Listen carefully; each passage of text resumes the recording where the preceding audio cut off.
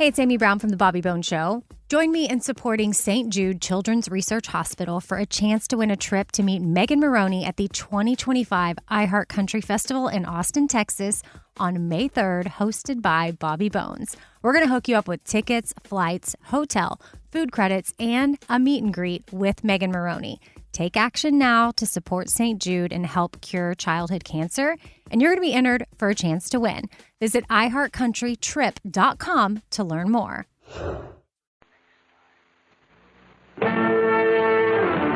This is Frank Lieber. Exclusive interviews with the biggest names in baseball and football. Joe Namath, Johnny Bench, Leroy Kelly, Reggie Jackson. They were all at the recently concluded American Airlines Golf Classic in Puerto Rico, and so were we.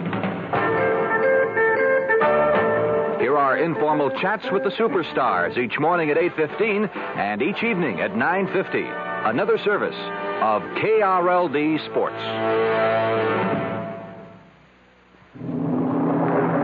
The latest American Research Bureau survey reports KRLD Dallas continues to have more audience than any other Dallas radio station.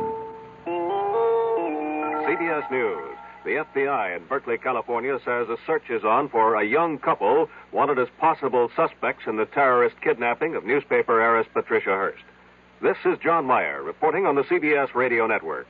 That announcement in California marks the first major break in the case since the terrorist Symbionese Liberation Army claimed last week that it had kidnapped Miss Hearst and is holding her as a political prisoner.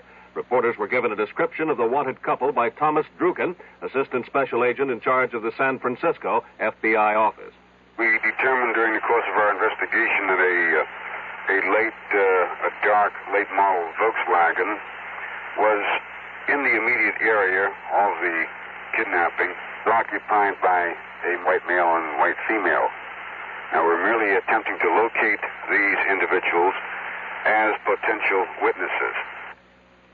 Druken noted that the FBI already has released drawings of 3 suspects, 2 young black men and a white woman, who invaded Miss Hearst's apartment, attacked her fiancé, and then, firing shots at witnesses, dragged her screaming to a waiting car and drove off. More news in a moment. Oh, hello, Mr. Carlson. And how are you today? Oh, fine, just fine. How about yourself, Gladys? Oh, I'm pretty good, thank you. Yeah. Now, let's see what we've got here. Toothpaste, razor blades, prunes.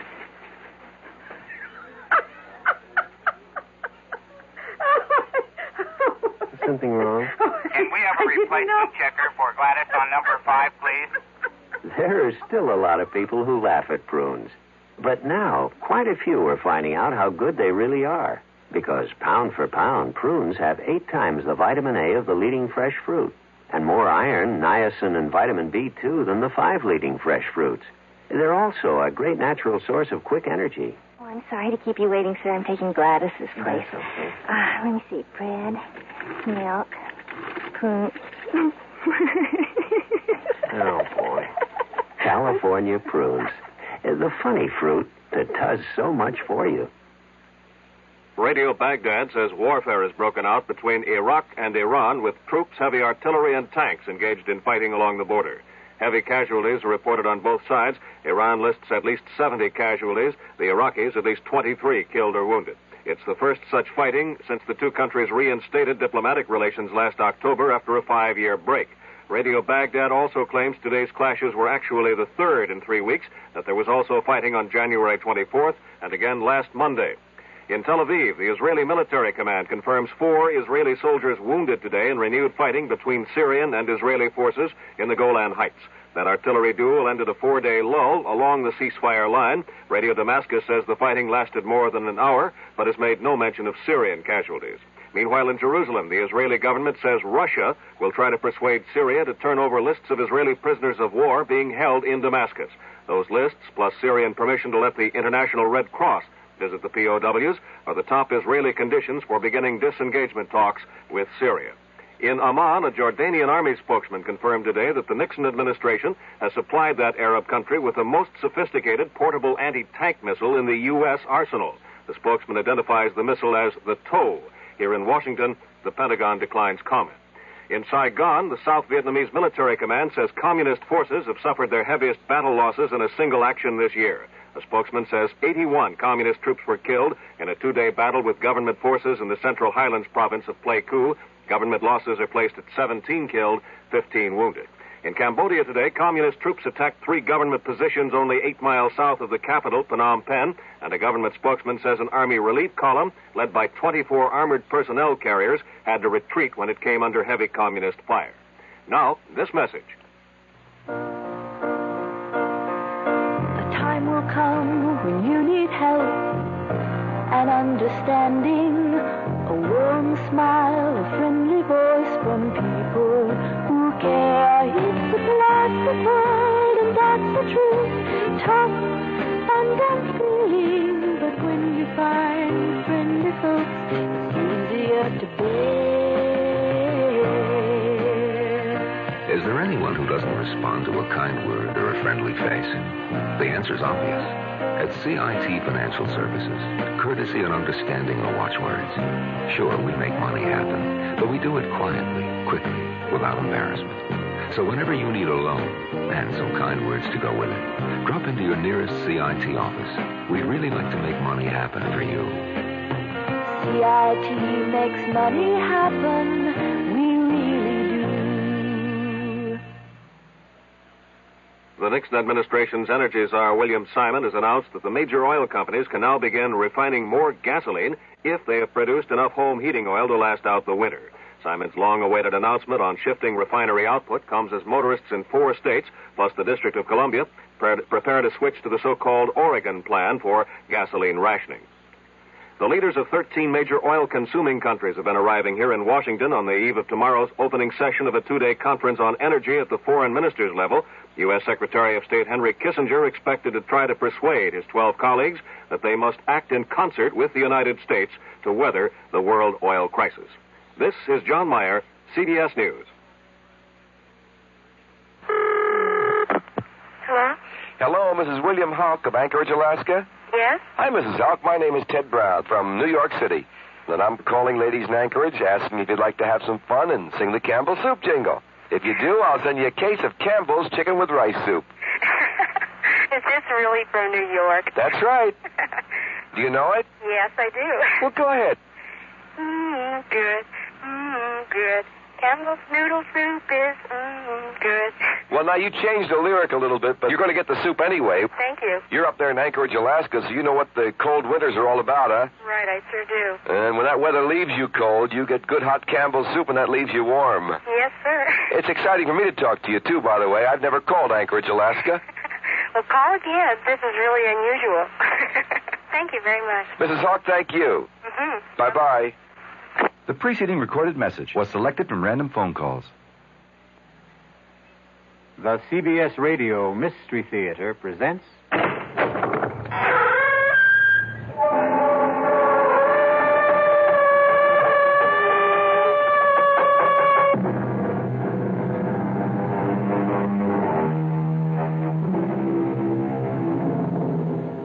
Come in.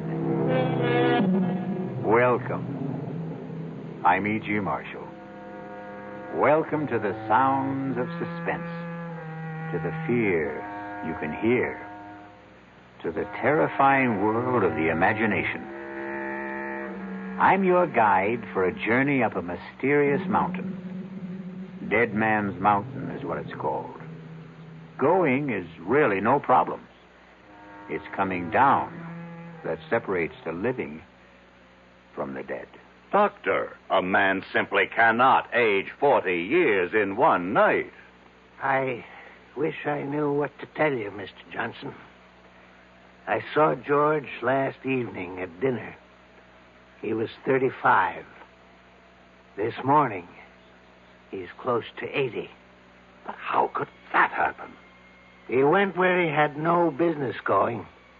Up Dead Man's Mountain. Is there some kind of disease up there? Some germ? Some virus that can age a man? None that is known to science. Then how do you account for it? Probably the Indian legend is correct. Some evil spirit up there hates to be disturbed.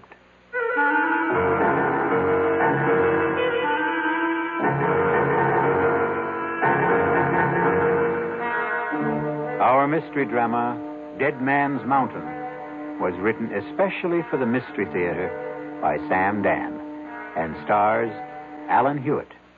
It is sponsored in part by the Kellogg Company, makers of Kellogg's Special K cereal. I'll return shortly with Act One. Hi, son. Hi, Mom. Hi, Dad. Hi, Junior. Kellogg's Special K presents Junior Gives Up.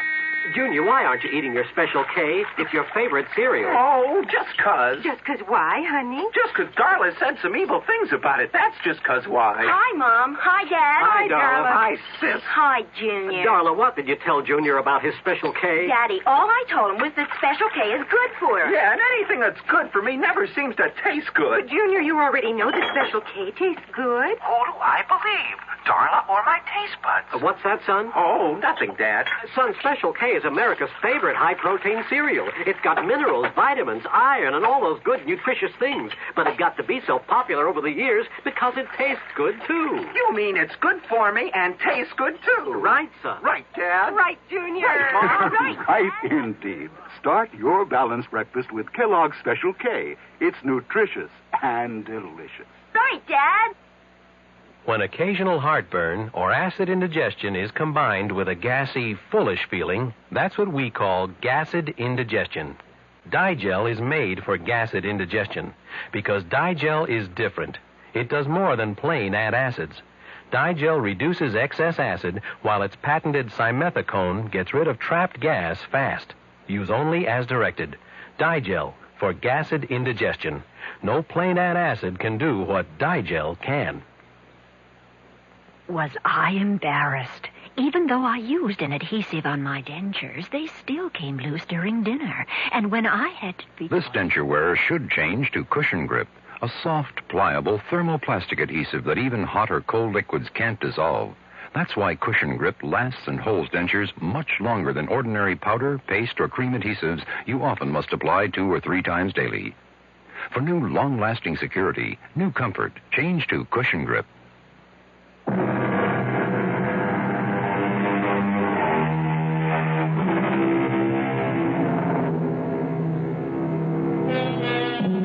R.J. Johnson sits at his desk.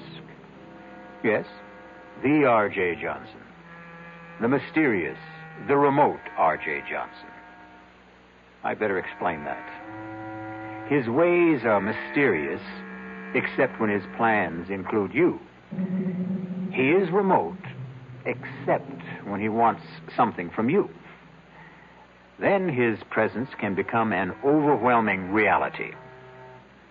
Some say R.J. is the richest man in the world. Some say he's the second, the third, the fourth richest. Does it matter? All we need to know is that on this particular morning, R.J. Johnson sits at his desk, as usual, and is formulating plans to buy or sell what? An industry? A government? Somebody's soul? Parker, I want us to maintain our short position on Consolidated Industries. It's bleeding down steadily, and we should help depress it a bit, too. No, I'm not afraid of anything like that. They won't get a government contract. We can see to it. Pick up National Computer and Starlight Oil. I want our full concentration on those 3. I'll call you back later. Yes, Mrs. Dollard. Come in. Mr. Johnson, George Morrissey is here. And about time. I want hourly reports on Consolidated, National, and Starlight. See to it that Parker can always reach me. Now, have Morrissey come in. But, sir, about Morrissey. Is there a problem? Well, You were saying? Perhaps I should have said... Mrs. Dollard, are you all right? Perhaps I should have said... There's a man outside who claims to be George Morrissey. Mrs. Dollard, you know George Morrissey. I thought I did. If there's any doubt, check security. I did. Then that settles it. He could never hope to get past the lobby elevators if he weren't George Morrissey. Mr. Johnson, maybe what I'm trying to say is there's a man out there. And I don't want him to be George Morrissey. Have him come in here. Yes, sir. Mr. Johnson will see you now. Do you see what I mean, Mr. Johnson? Mrs. Dollard, is this your idea of a practical joke? Who is this? Please, Please, R.J., don't yell at her. I can't stand noise. George? Yes, George. You can't be George. Look at me, R.J. Look at me. I can't believe it. You don't want to believe it. What happened to you? Please let me sit down. He walked out of this office 3 weeks ago. Yes, 3 weeks ago. He was a man of 35. And now... Now I know. I look in the mirror. I could be 75. His hair is all white. He's wrinkled, stooped. And that's not the worst of it. I feel 75.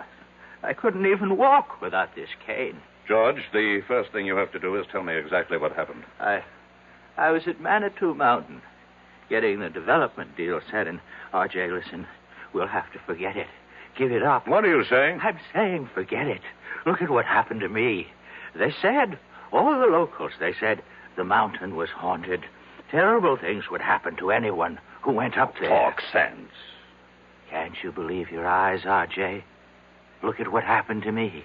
George, start at the beginning.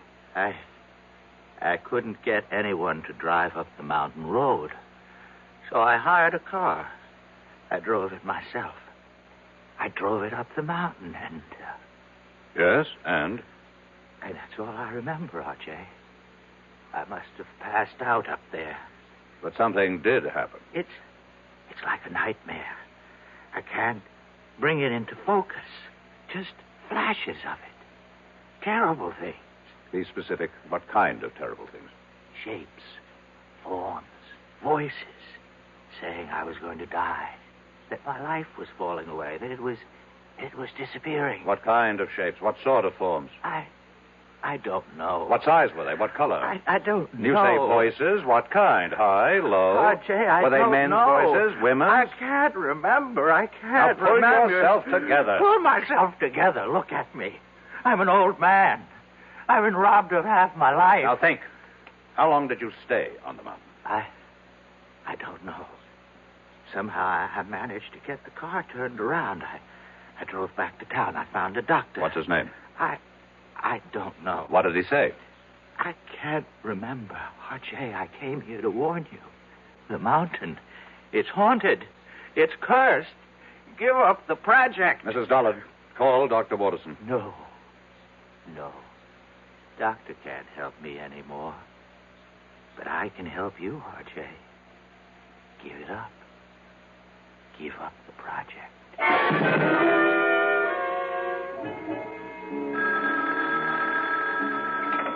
Dr. Waterson? Yes. Keep him on fluids, and whatever you do, see that he remains absolutely calm. That was the resident. About George? No change in his condition. Have you checked the local doctor? The one who saw him first? We called him. He reports he treated a man of about 70 for exhaustion. That's all you could get out of him? And that's all he had to say. And what have you got to say, Doctor? We find that George Morrissey has the physical signs of a man in his 70s. But you know very well he is not in his 70s. Chronologically, no. Medically, yes. Is there a disease that could age a man so radically in so short a time? I would say a man could be ravaged by some psychic or physical attack, but here we have no signs of trauma. His tissues, organs, nervous system, circulatory system, they show the deterioration that could only be caused by aging. Let's cut through all this, Doctor. How did it happen? We don't know. You don't know. Am I supposed to buy this nonsense about a haunted mountain, curses, and all that? I don't have the answer, R.J. Watterson, over the years, I have contributed millions for medical research. I bought this whole hospital for you. So, are you telling me that now, when I need some answers, I'm not going to get anything for my money? I'm telling you that we have no answers at this time. Is it possible that George could be faking? Why should he want to fake? Answer my question. The answer's no. I want to see him. He's very weak. Is it important? I don't make unimportant requests. Well, Just for a minute or two at most. And please, don't excite him.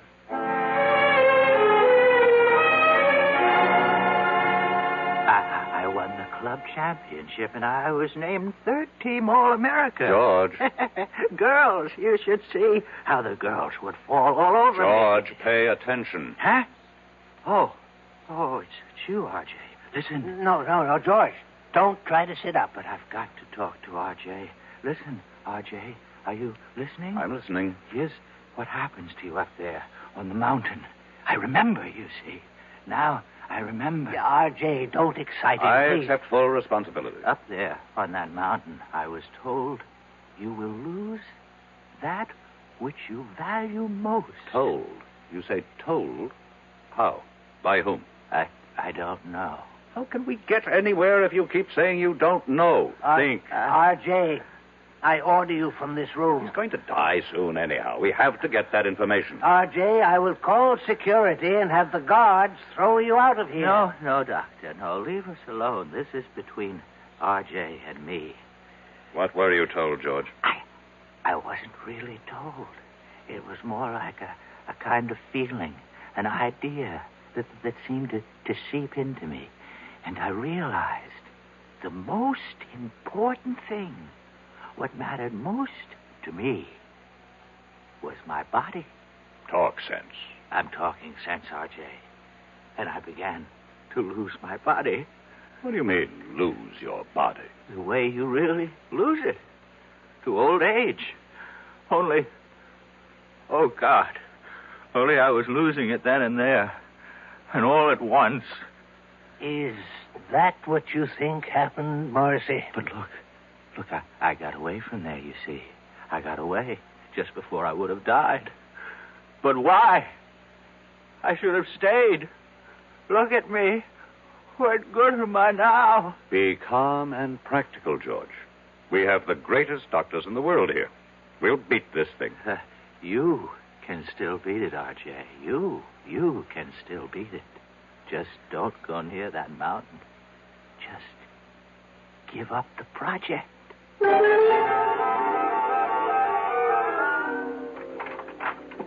You wanted me, Mr. Johnson? As Parker called while I was out. Yes, sir. He reported in. Consolidated stock is still falling. That's good. National Computer is rising. And Starlight Oil is doing well with the new government. Tell him to increase our holdings. Try 10%. Now, cancel the rest of today and all of tomorrow. Yes, sir. Call Chuck Daly. I want him here in 3/4 of an hour. Sir. What is it? Well, Chuck's about to leave for Florida. His daughter's getting married this afternoon. Tell him he's to fly me up to the Manitou Mountain area. But, Mr. Johnson... Now, what is it, Mrs. Dollard? You can't go up to Manitou Mountain. Why not? You saw what happened. What did happen? You saw George Morrissey. About George Morrissey. Either he caught a disease... But medical science doesn't know of such a disease. Medical science is constantly being surprised. Obviously, someone does not want me to develop the Manitou Mountain Resort Complex. And perhaps they managed to buy George Morrissey. But I would bet my life on George Morrissey. You must never bet your life on anybody, Mrs. Dollard. The nearest town to Manitou Mountain is Lafayette Center. Reserve a room for me there at the motel. But he is George Morrissey. Fingerprints, dental records. Reserve it under the name R.J. Smith. Mr. Johnson, are you going up there alone? You know perfectly well, Mrs. Dollard, that the way to get something done is to do it yourself. But isn't it dangerous for you to go? Mrs. Dollard, I have complete freedom of action because, as you know very well, practically nobody on the outside has the faintest idea of what I look like.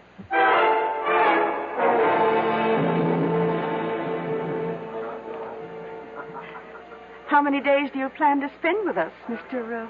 Smith? Well, that all depends. Oh? On what? Do you suppose I could hire a car and driver? Oh, let's see. I have some cards here. Pick out any name. Tell him Doris Evans over at the motel recommended you. Do you mean I need a recommendation to hire a car? Well, it's deer season. Can't expect a man to concentrate on his business. I would think you can if you pay him and he recognizes his obligation. Well, I can see you're a very serious-minded person, Mr. Smith. What brings you up to our frivolous part of the world? I intend to do some sightseeing. Sightseeing? Why, you have some very beautiful country. Oh, yes, we do have a lot of very beautiful country up here. Wild, unspoiled. And we aim to keep it that way, too. Tell me, is there a doctor in town? Oh, I hope nothing's wrong. I wouldn't want you to get sick on us while you're here. No, I should just be checked every now and then. Oh, well, we do have Doc Stallings. Does he have office hours now? His office hours are when he's not hunting or fishing. But I think he'd give up a chance at a 12-point buck for you. Why? Well, he doesn't get an opportunity like this every day. To do what? To treat the world-famous R.J. Johnson. I see. How did you know I'm sorry. Really, I shouldn't have given it away. After all, if you want to call yourself Mr. Smith, we should indulge that little conceit. But how did you know? Mr. Johnson, the whole town knows you're up here. Why, we've all been waiting for you.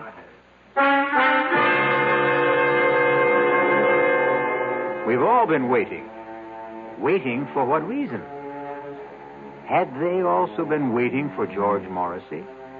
And George was only R.J. Johnson's hired man. We'll be back shortly with Act 2. For children growing up in homes without books, there's a special emptiness. A deep-down hunger for the world beyond the street corner or playground. A world where they could grow up to become whatever they want to be. But millions of these children will never find out about that world because they'll never know what they can learn in books unless you help. RIF, Reading is Fundamental, is helping to get millions of books into the hands of these boys and girls. Books they can choose themselves for keeps. And once a child gets into books, there's no stopping him. More than 150 local RIF programs are proving it in communities like yours. Won't you help RIF? Help the children in your community. Write to RIF Incorporated. That's RIF, care of Smithsonian Institution, Washington, D.C., 20560. Give your hand to a friend. Give your heart to your love. But give your cold. Contact, the sooner the better. Hey, I'm back. How's that cold? Rotten. Get the contact? I got everything. Contact, cold tablets, and this liquid. Oh, no. Honey, it's all cold medicine. Well, sure, but it only takes one contact for up to 12 hours continuous relief from sneezy, drips, congestion. For that, I'd need 6 of your cold tablets. 2 every 4 hours. Or 3 ounces of nighttime liquid. 1 every 4 hours. Or just one contact. The tiny Tide pills do it. Well, it's all cold medicine. Those others contain antipyretic analgesics. The liquid, antitussive, and alcohol. They're not in contact. 6 or 3 or 1. I choose the one contact. Me too. And I'm the one with the cold. Give your cold contact, the sooner the better. 6 or 3 or 1. When you catch a cold, take contact. Only as directed.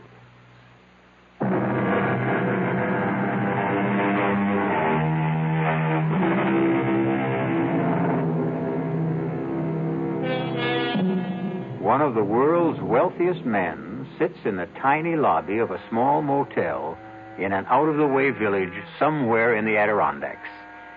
And suddenly he feels that all of his money and power somehow seem to be very far away at this anxious moment. You say the whole town's been waiting for me, Mrs. Evans? Yes, we've been waiting. Why? Well, you own us now. I own you. In a manner of speaking. You own all the land that surrounds this village. I would think of myself as more of a neighbor. Well, we don't think your plans for the area will make you a good neighbor. You had your chance to protest against the project at the hearing. And we did. And after the legislature weighed all the pros and cons, they acted in the interests of the entire state, not your narrow provincial prejudices. You really believe that, don't you? I certainly do. Well, we know why certain votes went a certain way. Oh, do you? Suppose you tell me. We know there was bribery and pressure. Really? None of this was found by the special prosecutor's office. Well, I must admit, though, I admire your courage. My courage? To come up here, all alone, without your thugs. Oh, just a minute, Mrs. Evans. Oh, they have clean fingernails, excellent manners, college degrees.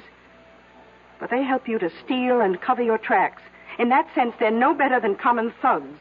You really believe that, don't you? Now, let me set you straight. I have never done anything illegal. Oh, you can't be serious. No court has ever found me guilty of any crime. Congratulations. But here's what I am guilty of. Success. And this has earned me the envy and the hatred of millions of people. But that's human nature. I understand that. What I don't understand is the attitude of the people in this town. I'm not taking anything from you. I'm going to make every one of you rich. Can't you believe it? Oh, yes. We believe it. Do you have any idea how property values in this town will skyrocket when the development is here? Yes, indeed. Then why is everybody so unhappy? You know, you remind me of my husband. My late husband, that is. In what way? He was an unsuccessful version of you. He also worshipped money. But he didn't know how to make it. Now, what happened to your husband? He went up to what your investment brochure calls Manitou Mountain. Dead Man's Mountain, we call it around here, and it killed him. How could the mountain kill him? It's an old Indian legend. Unless your conscience is completely clear, that mountain will kill you. Well, it killed poor Sidney Evans, rest his soul. Killed him? How? He was discovered at the foot of it. He was completely shriveled. There must be an explanation. Doc Stallings never found it. He just wrote it up as death due to causes unknown. Stallings is, after all, only a country doctor. That's right, he is. Tell me, how do your high-powered city doctors explain Mr. Morrissey? Well, you know about Mr. Morrissey. Oh, the whole town knows about Mr. Morrissey. Poor Mr. Morrissey, he went up there. Something he had no business doing. I must correct that. He had every business doing it. He was my agent inspecting my property on orders from me. But the fact is he went up there, and the mountain got him. Have other people met with mysterious results after climbing that mountain? Oh, very few and far between. We may be just country folk up here, but we learn from experience.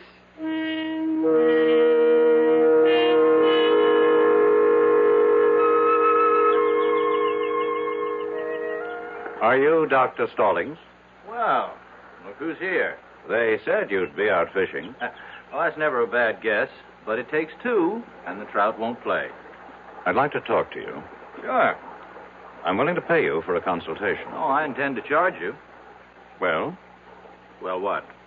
Well, aren't you going to come up here out of the water? Well, you see, I got my eye out for a certain brown trout. So you just tell me your symptoms, and I'll decide whether I have to examine you. An employee of mine. You treated him recently. George Morrissey. Oh, him. What happened to George Morrissey? Well, I met him at the motel. It was a Thursday night. I go there for dinner whenever Doris Evans serves pot roast. Hey, you're lucky. She's having it tonight. About Mr. Morrissey. Oh, he was a serious kind of fellow. Not like you.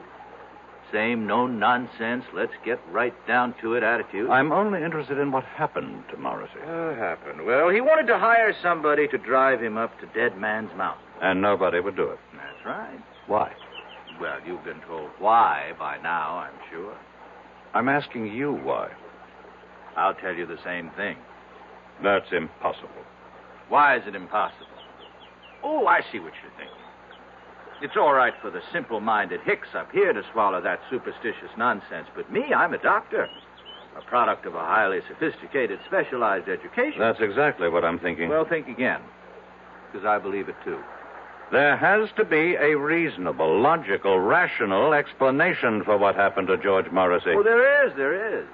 He offended the spirit of the mountain. Oh, you consider that reasonable, logical, rational? Would you feel better if I said there's something up in that mountain, a virus, a bacillus, a fungus, which somehow causes immediate aging? It would be a more rational explanation. You mean more acceptable? I want to know what you believe, and I'll pay you for it. I believe the evidence. If you go up there, you can die. But why? Because a great spirit lives up there, and he values his privacy. That's impossible. I saw George Morrissey at dinner one night. A vigorous, athletic-looking man in his 30s. I saw him again the following evening. A broken old man, half dead. And you explain it with this half-baked legend. Well, how do your city doctors, with all their modern facilities, explain it? Your Dr. Watterson, a world-famous diagnostician, he called me. He asked me. This thing has to be cleared up. Why? What's wrong with a nice, quiet mystery? If word of this becomes general, it can destroy the entire project. Uh-huh. Is that bad? Millions of people will be deprived of an opportunity to enjoy healthful recreation in a fresh country environment. But it won't be fresh country, you see. You'll have superhighways and smoke and noise and honky-tonk resorts. I'm convinced that you people are up to something. Well, you tell me what. I don't know. But I assure you, I have the resources to find out. Well, if you ever do, let me know.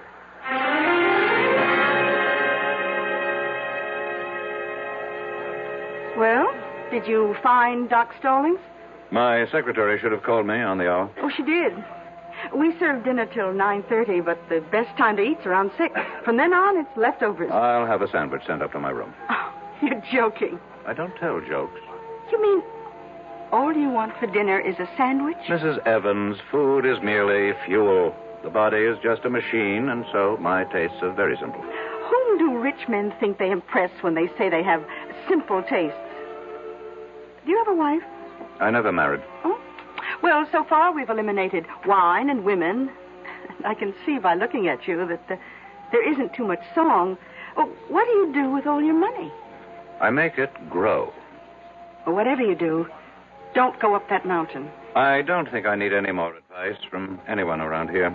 I would like to place a call to New York. You go up that mountain, and when you come down, you'll be penniless. You have my secretary's number there. Please put it through. Just remember, I told you.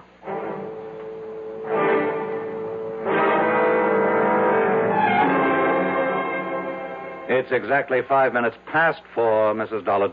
I know that, sir. Why haven't you heard from Parker? I'm expecting a call any moment. Any moment was not his orders. I specifically directed him to report on the hour. Yes, sir. Why is there a delay? I don't know. Well, find out. Mr. Johnson, I'm only human. What did you say, Mrs. Dollard? Mrs. Dollard? Operator? Operator!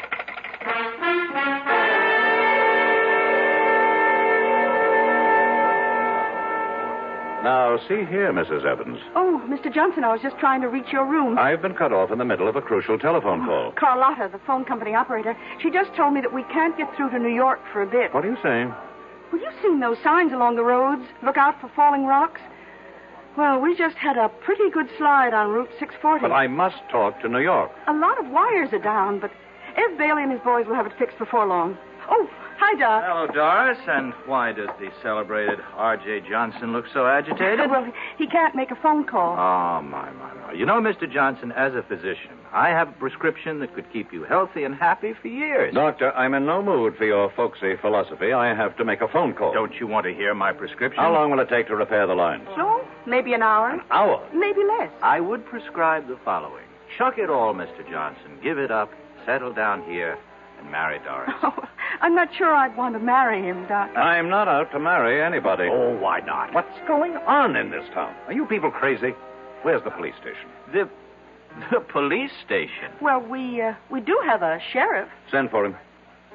What do you want the sheriff for? There has to be some kind of plot. Where can I find the sheriff? Oh, you don't have to find him. He's coming in the door right now. Hi, Elwood. Evening, folks. A gentleman here wants to see you, Elwood. Yes, sir. Sheriff, I need your help. That's what we're here for, sir. My name is R.J. Johnson. Pleased to meet you. Sheriff, these people are trying to... Yes, sir? These people are out to do me harm. Which people? Among others, these two. But Doc Stallings here is the greatest guy you'd ever hope to meet. Matter of fact, he takes care of me. And I personally vouch for Doris. She's my sister.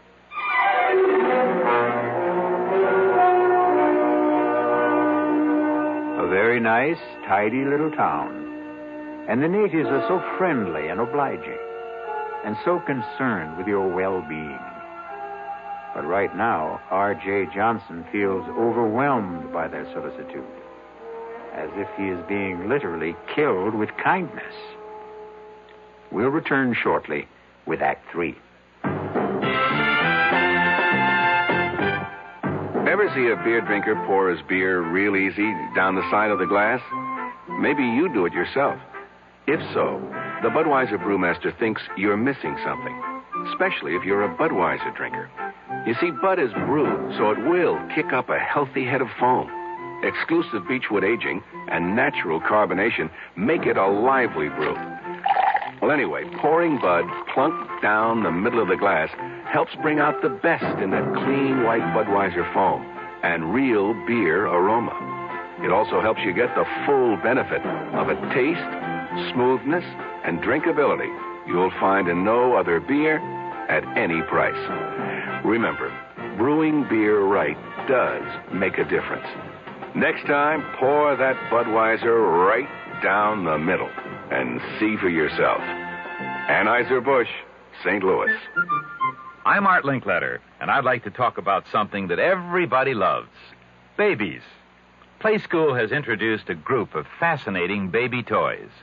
Play School, a Milton Bradley company, has been making toys for generations of preschool children, and their baby toys are just terrific.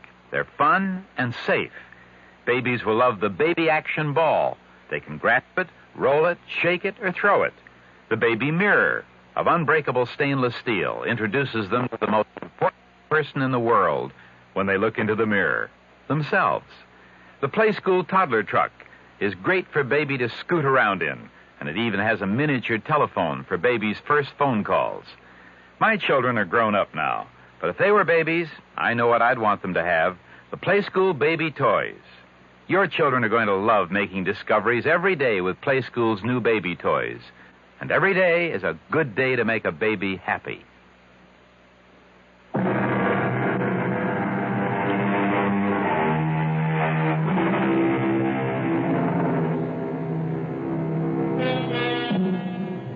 Are the people of Lafayette Center the kindly, generous-hearted folks they seem to be? Or is this a place of evil where death waits for strangers, especially a wealthy stranger like R.J. Johnson? How are these good people out to harm you, Mr. Johnson? I don't know, Sheriff, but something is going on. And I demand protection until I can get some of my own people up here.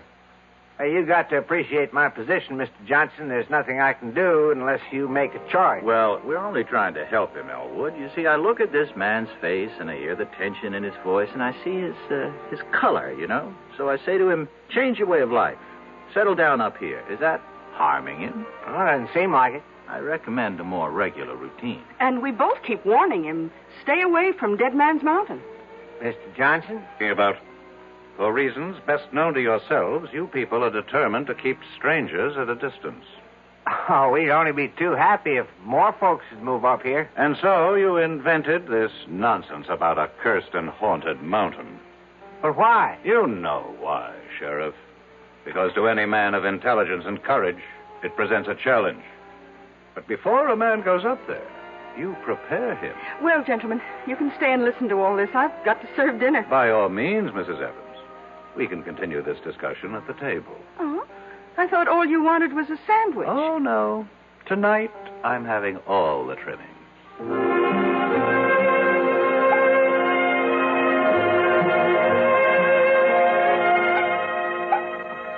Here you are, Mr. Johnson. Thank you. Pot roast, mashed potatoes, peas and carrots. Now, that's a cure for whatever ails you. Hold on. Dr. Stallings, change plates with me, please. Why? It's the same portion. Except I always give you a little bit less, Doc. Would you mind changing plates, Doctor? No, not if you tell me why. Since I'm going up to the mountain, there could be something in this food. A drug, perhaps. Oh, I like that. Very well, Mr. Johnson. Here, have it your way. You say you're going up the mountain? Yes. After all we told you? I'm going up that mountain to prove that it's just an ordinary piece of undeveloped country real estate. Can you stop him? Why does everybody want to stop me?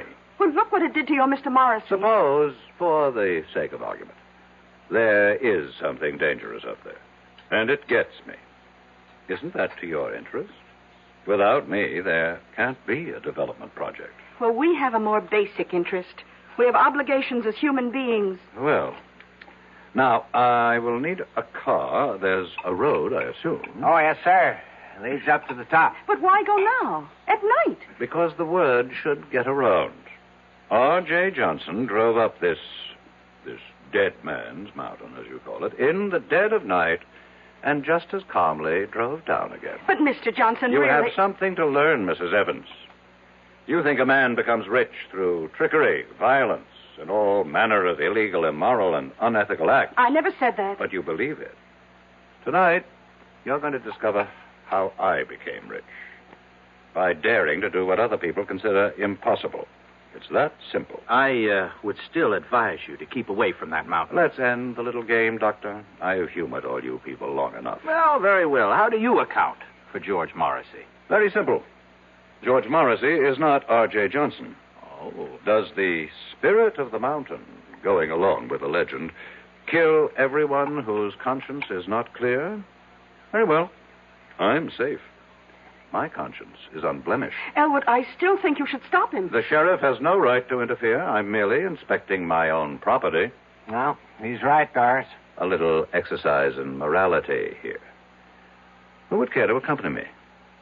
You look down on. You are the pillars of virtue. You mean there isn't a clear conscience among the three of you? I'll drive you. Doris. Doris, what do you say? He's challenged us. But, Doris, you know you can't fight the mountain. Well, we can't let somebody else get killed up there either. Well, what can you do? Well, at the first sign of anything suspicious, I can turn the car around. Mr. Johnson, you've got yourself a driver, and I suggest we leave right now. The moon goes down early around here. First, I have to call New York. But the lines are still down. How do you know? Carlotta will let us know when they're fixed. Maybe I'd better wait. Oh.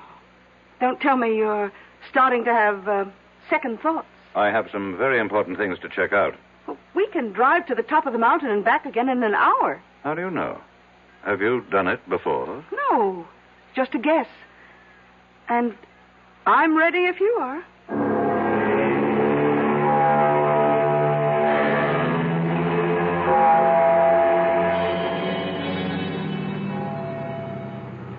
Well? What is it, Mrs. Evans? Well, we're here. We're at the foot of Dead Man's Mountain. And there, you see, on your right, is the dirt road that leads upward. How far? Oh, I don't know. Well, what are we waiting for? You won't change your mind, Mr. Johnson? No. I still don't understand why you have to do this. This is another reason why I'm a rich man. I buy stock nobody else believes in. I finance schemes other people think are harebrained. I back men no one else will work with. And I climb mountains everyone else is scared by. I'm climbing this mountain, too. Then you also deserve to be rich. Well, do we go ahead or do we turn back? One must always go ahead, Mrs. Evans. Then, here goes.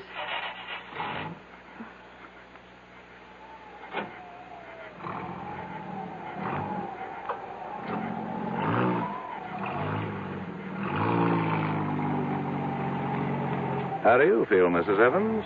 All right. I guess. You guess? How do you feel? I don't have to guess. I know. I feel great. It should be interesting. What? Let's assume all you people are right. This mountain is haunted by a great spirit who strikes down all who have guilt. Which one of us do you suppose he'll strike down? Well, I don't have a guilty conscience. I wonder about that. I heard the doctor say you had a weakness for men with problems. Your late husband, maybe he didn't have problems. Maybe you had the problems. Well, we all have problems. Stop for a moment. What's the matter? I think I heard somebody. I haven't heard a sound. Listen. R.J., I'll have the security guards throw you out of here. It's Watterson. It's Dr. Watterson. What's he doing up here? Who's Dr. Watterson? He's looking after George Morrissey.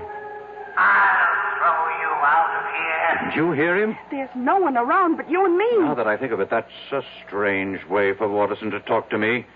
He would never have the guts to say that unless he knew something. Look, I think we'd better turn around. No. I think I'm learning something. Waterson, do you know that Waterson is Parker's son-in-law? Well, who's Parker? My administrative assistant. He executes all my orders. Suppose Consolidated Industries is not going down. Suppose it's starting to go up. Suppose Parker is still holding... Oh, come on, Mr. Johnson. Just relax. Huh? Now, if it's too much for you up here, let's turn back. Tell me, Mrs. Evans, how did you know I'd be here? Well, we just assumed. No one told you. Who would tell us? A pilot. My pilot. I didn't even know you had one. He may have been put out because I made him fly me here on his daughter's wedding day. Oh? Well, that really wasn't nice. I pay him enough, but he didn't tell you. No. Listen. I don't hear anything. Just listen. There. I'm only human, Mr. Johnson. I'm only human. Why would she answer me like that if she didn't know something? I don't hear a thing, Mr. Johnson. I'm only human. Let me tell you about her. She's quiet. She's almost mousy. But she's ambitious. I can tell. I've made her a rich woman. She's in on it. She's in on it, too. She and Parker and Morrissey. They worked it out. And you're in on it, too. Me? They wanted me out of the way. And so all of you got together. You worked up this phony scheme. Look, we're going to turn back. Answer the phone. What phone? Answer it. Hello. Hello. Mr. Johnson, I have the latest quote on Consolidated. It's going up. It can't go up. It's gone up 5 points so far. Get Parker. Close it out. Close it out. I can't find Parker. Get him. Mrs. Dollard. Who are you talking to? My secretary. She hung up on me. How could she hang up? There's no phone. Consolidated is going up.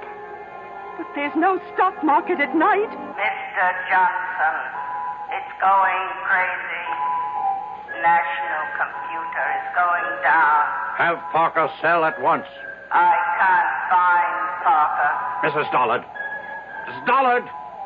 He's gone again. Listen to me, Mr. Johnson. Please, listen. Do you know how much money I've lost so far? Please, listen.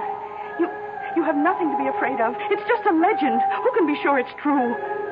Oh, sure, we local people push it to scare away developers. I feel weak. As if I lost a lot of blood. Listen, you're R.J. Johnson. You're not to be taken in with this superstitious nonsense. Fight it off. I can't. I'm trying. But all my strength is going. My money. It's disappearing. Your money isn't your strength. It is. I have nothing else. Please, answer the phone for me. I can hardly lift the receiver. The rebel government just nationalized Starlight Oil. What did you say? Mrs. Dollard. Mrs. Dollard. Mr. Johnson, we're leaving. What? It happened. Everything I was afraid of happened. Consolidated went up. National went down. And Starlight... Nothing happened. It's all your imagination. Mr. Johnson. Talk to me. Mr. Johnson.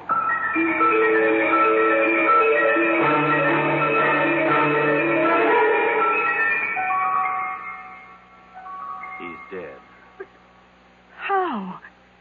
Why? Doris, I don't know. There isn't a mark or a sign on him. It's as if all the force and vital energy just left his body.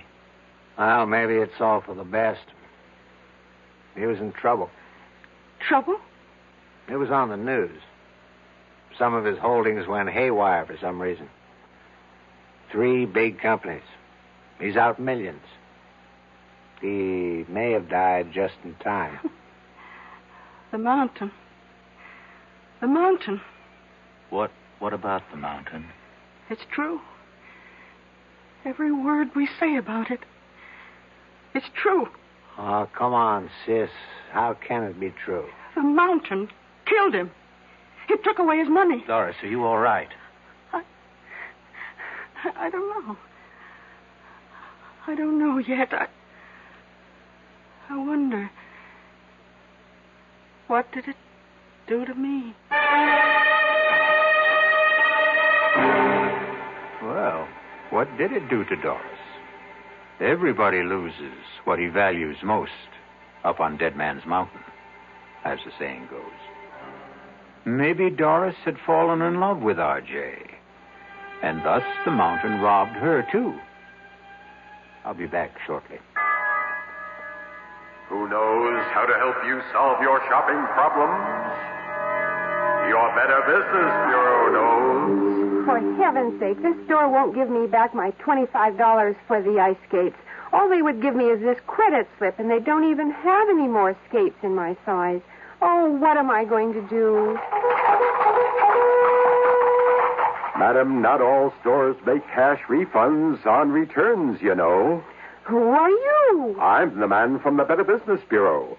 You know, only some stores will make refunds because it's their policy to do so, not because they're required to do so. Next time, remember, find out about a store's policy on refunds and exchanges before you buy. I guess you're right. Well, you know, it's just another tip from your Better Business Bureau.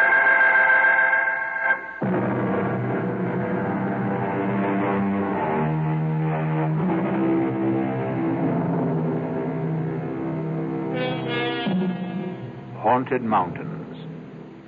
Did this one cause certain stocks to go up and down one day recently? It certainly seems no more far-fetched than some of the explanations people have for the market. The cast in our exercise in The Extraordinary included Alan Hewitt, Bryna Rayburn, William Redfield, and Robert Dryden. The entire production was under the direction of Hyman Brown. Now, a preview of our next tale. The only way to learn how to swim is to jump in the water, right? I simply can't make you understand, can I? Well, maybe I can make you understand. Forget it. You want to get that dinner ready? I'm hungry. Yes, I'm going now. Look, why don't you change first? Change? Yeah, your clothes. Get more comfortable. Yes, I think I'd like to do that, George. I won't be long.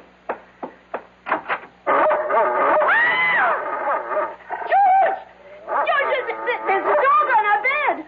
A horrible big dog. Take it easy. That's my surprise. That's it. Tell her. Get him out of here. Please, George, take him away. It's only a dog, for Pete's sake. He's not going to hurt you. Get it out, George. Please. Radio Mystery Theater was sponsored in part by Anheuser-Busch Incorporated, brewers of Budweiser. This is E.G. Marshall inviting you to return to our Mystery Theater for another adventure in the macabre. Until next time, pleasant dreams.